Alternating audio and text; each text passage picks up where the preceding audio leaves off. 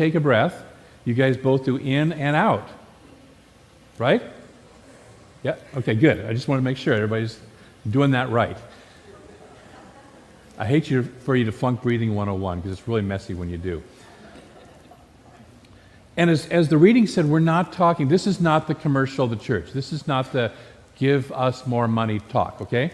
That's next week. Take a breath. This is working with a principle. This is working with one of the core principles of the universe, which is that what I put out is what comes back to me. As I give, I receive.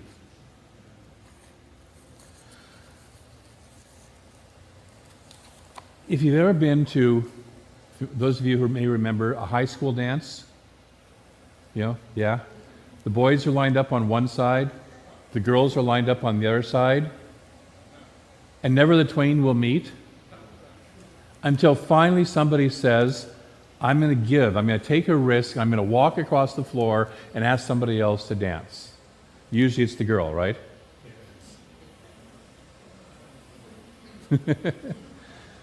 My high school was usually the girls. But somebody has to give something before anything else will happen. And so that's the principle that we're talking about today, is we have to start to give. We have to start to activate the process before anything starts to move, before anything starts to happen. So we've already been given life. Life itself has given itself to us. Have you noticed? We're all alive, right? We have a life. Some of us will say, I don't have much of a life, but you have a life, okay? Some of us need to get a life, but we have a life. Got it. And life is a gift that it's okay to re-gift. It's okay to re-gift that life. Sometimes you get gifts and you don't want them, and so you re-gift them on. Okay. That's usually considered not all that cool to do. This is one that's considered really cool to re-gift life, okay? Life is a gift. And so we receive that gift. We receive it, we take it in, and then we get to express whatever it is we want to out of that life. What am I here to express? What am I here to give as a person in life? Not what am I here to give in terms of money to the church, but what am I here to give as a way of being in life? Michael Beckwith talks about that we can live in either a giving or getting economy. And we create our own economy. It's not the economy out there in the world. It's our own economy. Am I living in a giving or a getting economy? Am I walking around saying, what can I give here? Or am I walking around saying, what can I get, what can I get, what can I get? If we're walking around with that attitude, what can I get, we're not paying attention to the way the universe flows. We're not paying attention to the laws of the universe, because we are here to give, and out of our giving we receive. It's natural. It has to happen. Have you noticed if you breathe out, you breathe in? You have to breathe in. The universe works that way. When we breathe out, we benefit the plants around us. And what do the plants do? They take what we give out and they give us back oxygen so we can breathe that in. It's a wonderful reciprocal way. That's how the universe works. That's how the law works. And so we're playing with that law. We're playing with that. What are we giving? Emerson calls this the law of laws. The law of laws. The law of compensation. The law of what I put out, what I give out, is what comes back to me. And so it's good for us every once in a while to check in. What am I putting out? Especially if I'm feeling outside of the flow. If I'm feeling like the flow has stalled, or if I want to expand the flow. Maybe I'm doing pretty well with the flow, but I want to expand the flow. What do I need to give? One of my teachers once said, if you want more money, give more money. If you want more time, give more time. If you want more love, give more love. Give what it is you want to receive. Now, a lot of us sit there and go, well, but I don't have enough, fill in the blank. But that's the time to start pushing it anyways and say, I'm going to give it. I'm going to stretch and give what it feels like I don't have enough to give, because that feeling of I don't have enough is one of the things that holds us back. There's an old saying that if you want something done, give it to a busy person. The person who seems to not have time knows how to stretch their time and make it happen. The other thing with the attitude of giving is to pay attention to the attitude of how I'm giving, not just there. Okay, I've done that. Some of us have done that. But the attitude of, there's a railroad executive one time ran into an old buddy of his, and they both started off working for the railroad laying down track together. Okay? They've been track layers. And the other guy was reminiscing about, the good old times, the good old days when they were laying track together, and he was still laying track. That's what he was doing. And he said, we're so much the same, and yet you just lucked out. You got into this position as the executive. And he goes, no, we're not the same. He said, you were laying track. I was building a railroad. It's a famous story of an architect who was walking through a building that he was building, which was a cathedral. And he saw three men laying bricks, and he asked them what they were doing. The first guy said, I'm laying bricks. The second guy said, I'm feeding my family, doing work to feed my family. And the third guy said, I'm building a cathedral to God. Are we working with, I'm building a cathedral to God? Am I working with the idea of the bigger picture of what it is that I'm doing and what am I giving? When I give, do I start to give from that largeness? Do I start to give from my expansiveness? Do I start to speak well? Do I start to let my tongue work and give from the expansiveness and allow that process to grow? When I'm giving from that vision, when I'm giving from that consciousness, I have a different experience of life. So what am I giving? How am I giving it? What's the vision with which I'm giving it? So let's take a look. Sometimes we get stuck in this process. Anybody besides me ever been stuck in the process of giving, receiving? Okay. So a couple of things that can stop us. First of all is a belief that our good is out there somewhere. My good's out there. I got to get up and go get it. I got to make it happen. I got to fight with all these people. I got to compete. I got to steal. I got to be greedy. I got to shove people out of the way. Early bird gets the worm. I'm going to be the first one out there to get it. I believe that my good comes to me through suffering and hard work. How many of you have ever heard that? Anything worth, it's not worth anything unless you've suffered and had a lot of hard work and with it. Okay? Do you really want that? Yeah. Of course not. So that's the first belief, is we believe that our good is out there somewhere, and we've got to force it, induce it, capture it, bring it over here, make it happen for me. Secondly is fear. The second thing we get stuck on is fear. The fear is, I don't have enough, I'm not good enough, I don't trust the universe, I don't trust my fellow person.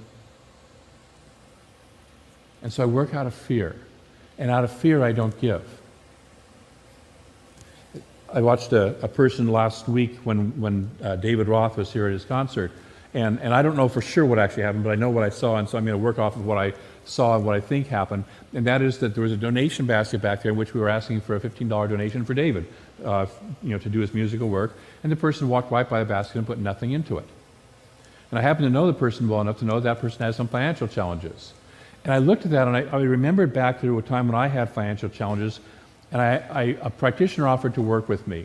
And she said, but you need to pay me something. I said, I know you can't pay my full fee, which is $90 a session. She said, but you're going to pay me something. We'll start with $1. Can you do $1? I said, yes, I can do $1. Can't do much more than that at the time, but I could do $1.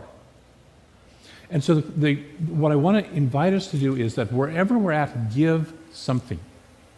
Start the flow. Start the trickle. It may be just a little trickle. It may seem to you inconsequential compared to what's being asked, but start the trickle. It's not for the other person, it's for you. Okay?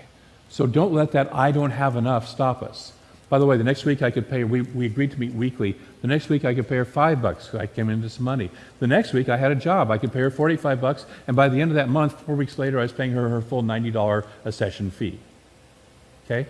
And that's how consciousness works. If we'll just start, if we'll just go. So we get over the fear. And then finally we have ignorance of the law. We don't even know about the law of giving and receiving. There's a wonderful little story about a person who's huddled up in a cabin, and overnight the wood stove has gone out, the fire has gone out, and wakes up in the morning, it's cold, warm under the covers, it's cold, and he looks over at the wood stove and he says, if you give me some heat, I'll give you some wood.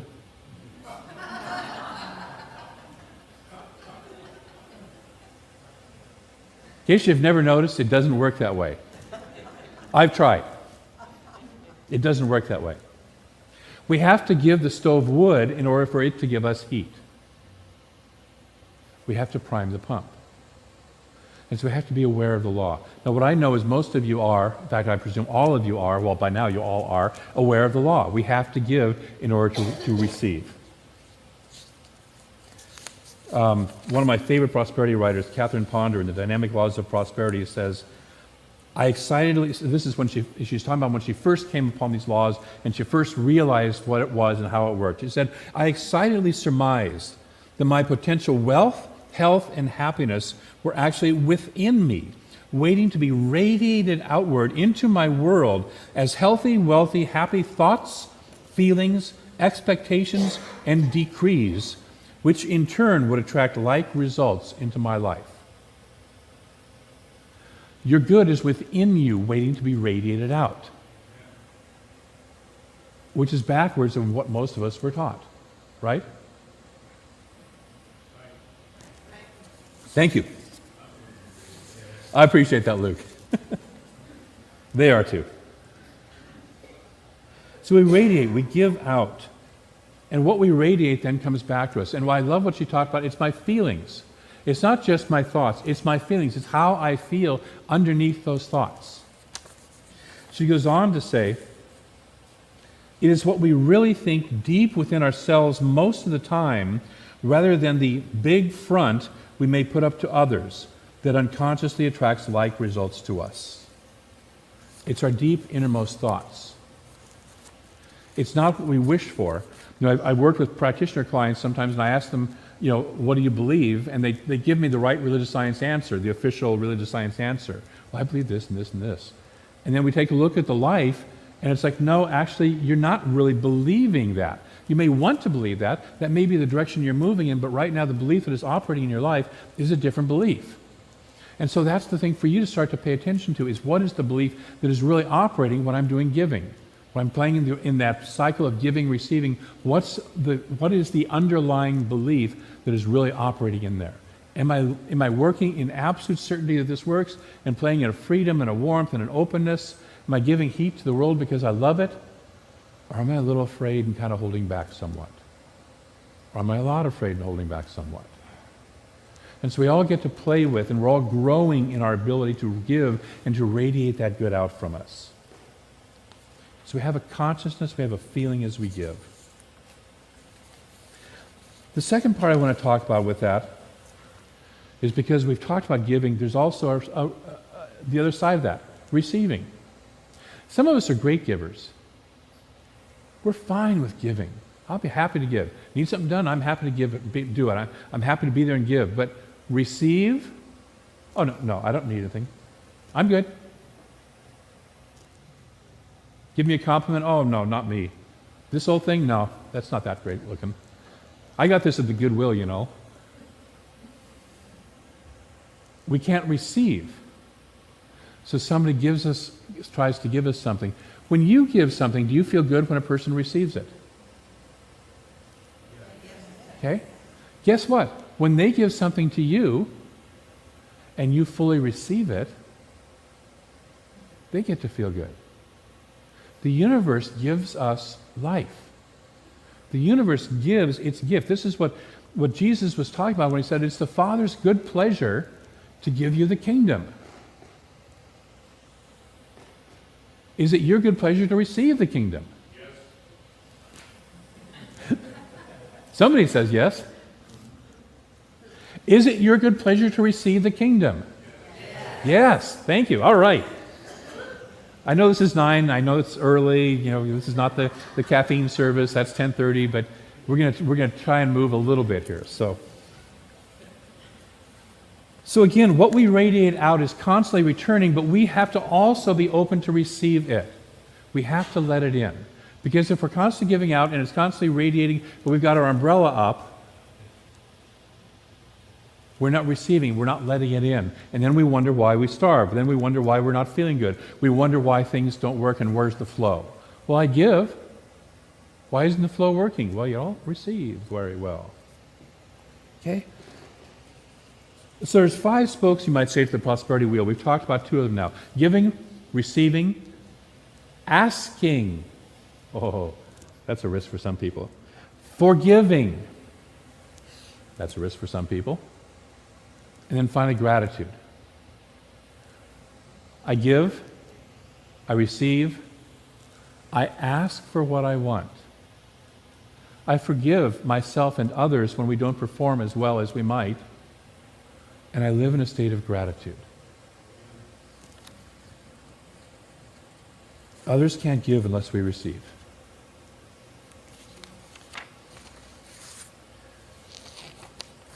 So the blocks to receiving or asking, once again, fear. I'm not good enough. Who am I? I don't deserve it. Anybody meet somebody like that ever in your life? I know nobody here, but you've met people like that in your life. You've seen them operating. Okay? You try and give them something, they don't deserve it. They don't want it. They have to do the Lone Ranger attitude. I can do it by myself. I don't need no help. I don't need nothing from nobody. Okay? Have you ever noticed that we are an interdependent planet? As one of my teachers said, there's enough planets out there, there's enough sky and galaxies out there that God could have made one for each of us and put us on there independently. But we all, 7.1 billion or whatever it is of us, decided to show up here on the same planet at the same time. Must be a reason for that. I think it's to have a party. And to get along, and to learn how to give and receive, and to do this process. If we wanted to be Lone Rangers, we would have chosen somewhere else to be, where we would have been the only person. But we've all shown up and started to say, let's do community, let's play together. And so we give, and we receive, and we ask. So we have that fear that says that I can't do it, that I've got to be a Lone Ranger, I've got to do it all myself. Another fear is that if I receive something from you, if you give me something, I'm going to have to give you something back. It's the tit for tat mentality. My mom was good at this. If I sent her, the only way I would ever get a birthday card from her was if I sent her a birthday card. If I forgot to send her a birthday card, I would not get a birthday card my next birthday. Okay? If I sent her a birthday card with $20 in cash in it or a check, I would get a birthday card back on my birthday with $20 in cash or check. Not a dime more, not a dime less, exactly that amount. My mom was great at that. And there are people who live that way. I had a friend whose dad would not receive anything from anyone because he was afraid and he believed that if he received anything, any gifts, he would then have to give them something back. And he felt that he didn't have much to give, so he would have to give. He literally one time took a painting down off of his wall that he really liked to give it to a person because they had given him a gift, and that was the only thing he could give them back. He was so locked into, if I receive anything, I've got to give something back. How many of you have given to people where you're just fine with them just receiving it? You don't need anything back. Okay? That's a true gift. I don't have an attachment to the gift. I'm just giving this to you. You do what you want with it. That's the givingness. Some people give with little strings attached. Have you noticed? I'll give you this money, but you got to use it this way. I'll give you this thing, but you got to do with it what I want you to do. Sometimes we do that with our kids. It's like, I'll give you some money, but you got to use it for a college education.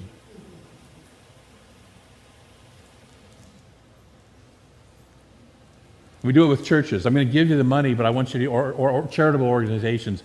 I'm going to give you this money, but I want you to use it only over here. I'll tell you how to run your organization.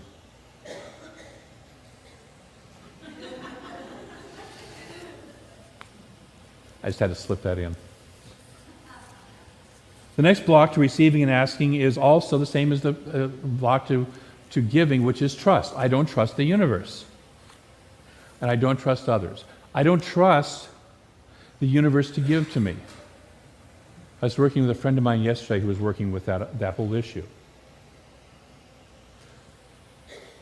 person had grown up in a fairly abusive household where stuff was not given without a whole lot of strings and pain attached to it.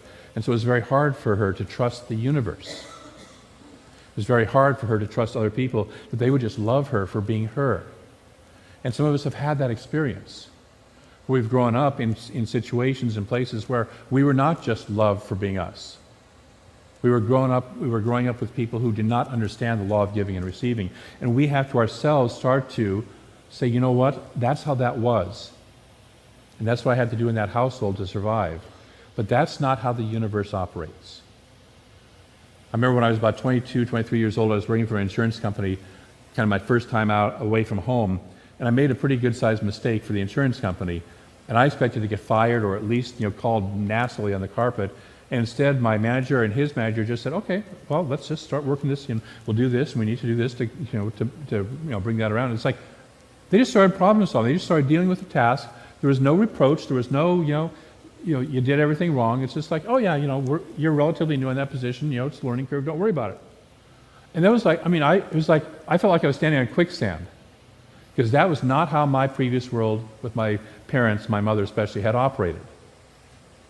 It was a totally new experience. And so for some of us, we have to go through that process of having a totally new experience. Maybe that's not how the world operates. Maybe it really does operate through the giving and receiving, and that the universe does love us and is truly in a conspiracy for our good. And that all we have to do is stand back and receive and say yes. Wouldn't that be a fun proposition to work from? Take a breath. Breathe that in. Let's just say it together. I'm in a universe that is in a conspiracy for my good. Now we'll say it like we mean it. I am in a universe that is in a conspiracy for my good. And I accept it. All right. So it is. Not because I said so, but because it is. So a couple of the other things I want to touch on. Asking. A lot of us are taught, don't ask for much. Don't want much. Don't ask. And I'm here to say, ask for what you want. How many of you have ever lived with a person who will never tell you what they want, but will always be disappointed if you don't give it to them? Okay? How does that feel? You sit there and go, will you please just tell me what you want? Well, if you really loved me, you'd know. Okay? Ask for what you want. When we teach spiritual mind treatment, we teach people to be specific with what they're treating about, what they're asking for in prayer, what they're declaring to happen in prayer. It's not just, oh, I'd like some good. It's like, I'd like a good, and I would like it to show up this way. I'd like it to show up as this amount of money, this relationship, this health in my body, this career, this finding my car keys, this whatever, big, small, however it is. We get specific. We ask. We declare what it is we want. Ask for what you want. Forgive. Take a breath. Every prosperity book that I've ever read includes a chapter or a big section on forgiveness. Now, it might seem like forgiveness has nothing to do with prosperity, but apparently, according to everybody else, it has everything to do with prosperity. And forgiveness is the process where we basically clear the stage. We say, I am willing to let go of the grudges I'm holding against that person or the grudges I'm holding against myself. I'm willing to simply be open. I'm willing to say, I am willing to receive. I am good enough to receive. I don't have to hold on to that bad experience anymore. Because if I'm making that my God, if I'm putting my attention on that, I am not playing in the world of giving and receiving. It's like holding my breath and wondering why I feel short of breath. Or putting a bag over my head and wondering why I feel short of breath. So forgiving. We forgive others and ourselves when we don't show up at our best. How many of you have sometime or other in your life not shown up at your best? Okay.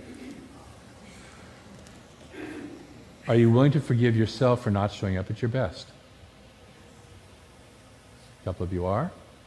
A couple of you are not so sure. I'm going to invite you to be willing to forgive yourself.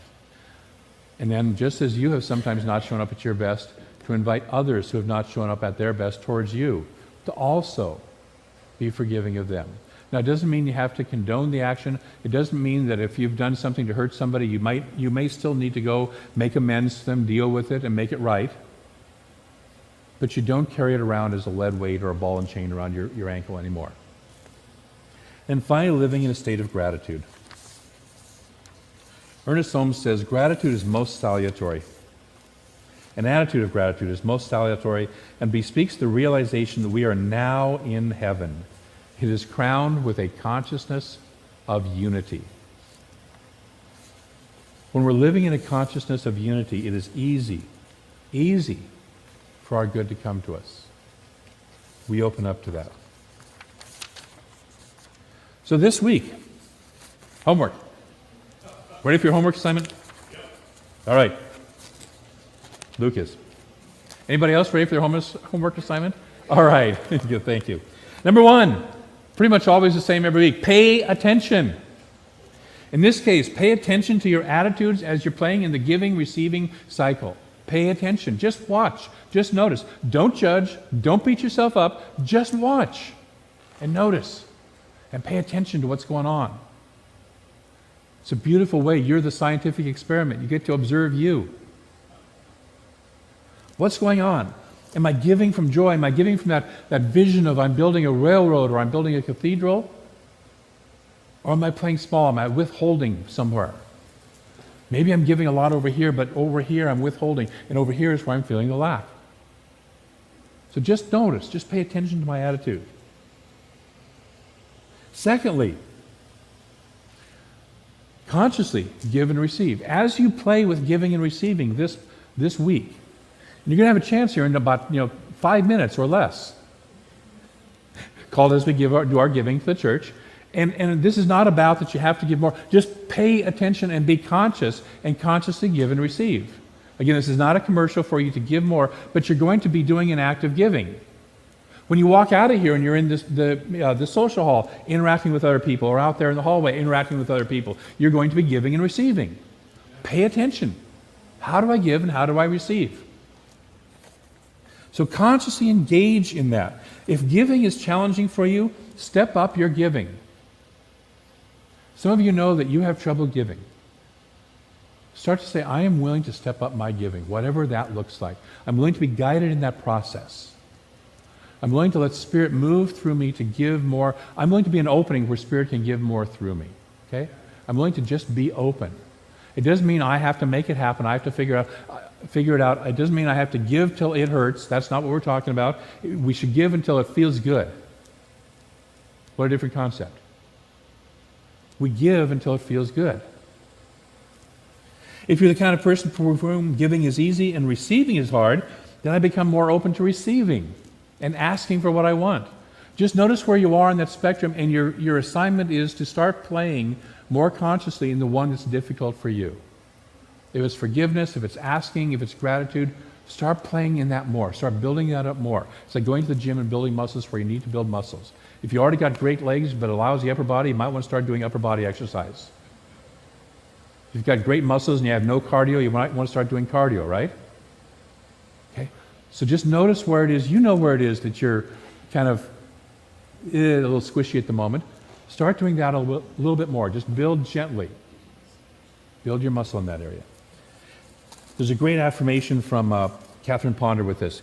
Divine love, expressing through me, now draws to me all that is needed to make my life happy and complete. Want to try that with me? Yeah.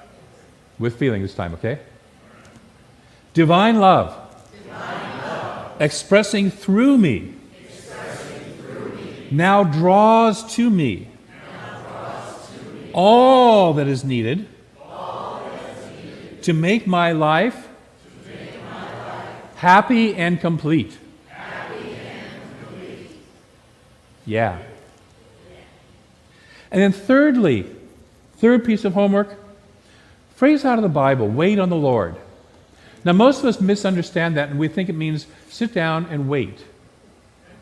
No. The word that was used for wait was the Hebrew word kava, Q-A-V-A-H, kava. And what it means is it means to bind together. And so what this means is come into alignment with God consciousness. So before you begin your day, before you begin your project, any project, you come into alignment with Spirit. You take a God moment and you ask, what does Spirit want to express through me in this circumstance and situation? See, I have a friend who's a new minister, and she's wrestling with preparing a talk for a church she's candidating at, and she's going, I'm having trouble with the talk. And I said, have you asked God what it wants to express through you? Oh, no, I haven't done that. That's how I start every talk. Every week I sit down when I'm going to do the talk and go, okay, God, what do you want to say? Because I know that I have a lot of opinions and I can go off on weird tangents. They'll be very interesting to me and probably boring as heck to you guys. So ask Spirit, what do you want to say through me? Take a moment. God, what do you want to express to me today? God, what do you want to express to me in this project? What do you want to express to me in this conversation that I'm going to have with this person? What would your day be like? What would your life be like if you started to wait on the Lord, if you started to move into that consciousness more consistently, more consciously, with more awareness? What is it that wants to come through me? Okay? And so that's your three pieces of homework. Pay attention to your attitude. Consciously give and receive. Consciously do it. And 3, wait on the Lord. Take a God moment before you begin a project. There's a great phrase that again, Catherine Ponder has with this. She's one of the queens of affirmations for this movement. I do what is mine easily and well. I do what is mine to do easily and well. Say that. I do what is mine to do easily and well. I want to close with a quote from Eric Butterworth from Spiritual Economics, which is a fabulous book, by the way. When you discover the wonder of giving, you will wonder how you could have lived so long in any other way. It is the key that makes truth work. That's a capital T, truth. It is the key that makes truth work, that opens the door to the good you have been seeking, and that gives life that added glow. It can be one of the great discoveries of your life. When you become a committed giver, you can no more go back to the old way of living than you can go back to living in prehistoric times. So I invite you to become a committed giver to life, to allowing that energy, that life energy that has already been given to you, to continue to radiate out through you and to receive it as it comes back. Let's move into prayer about that.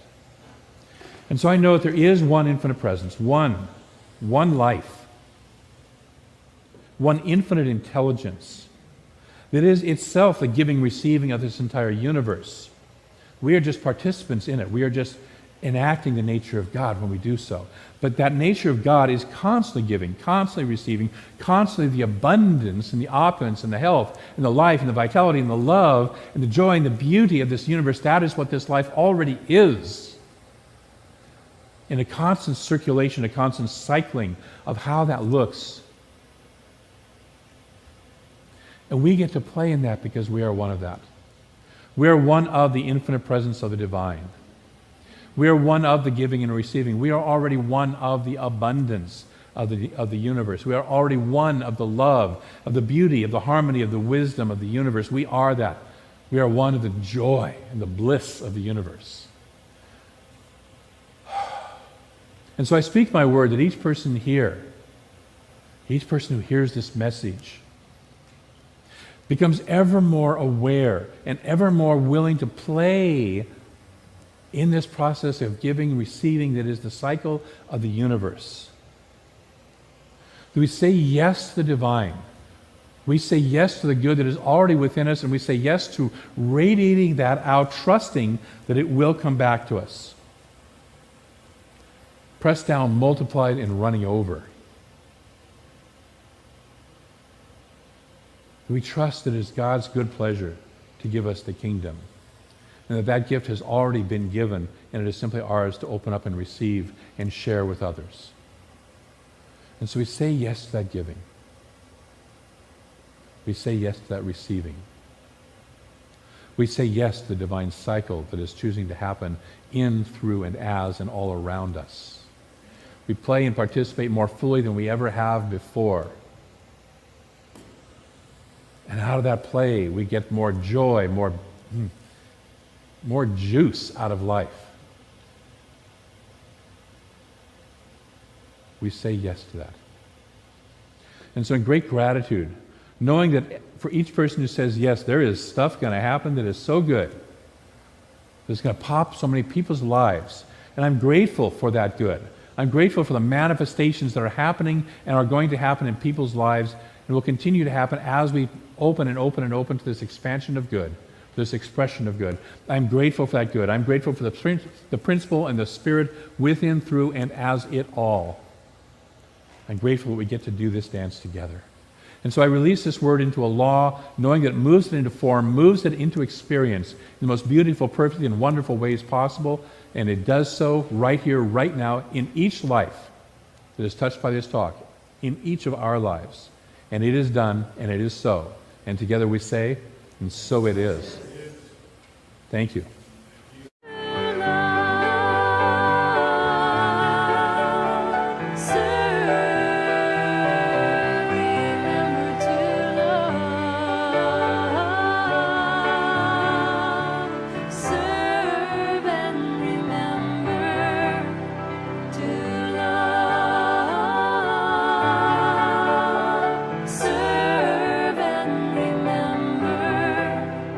To love,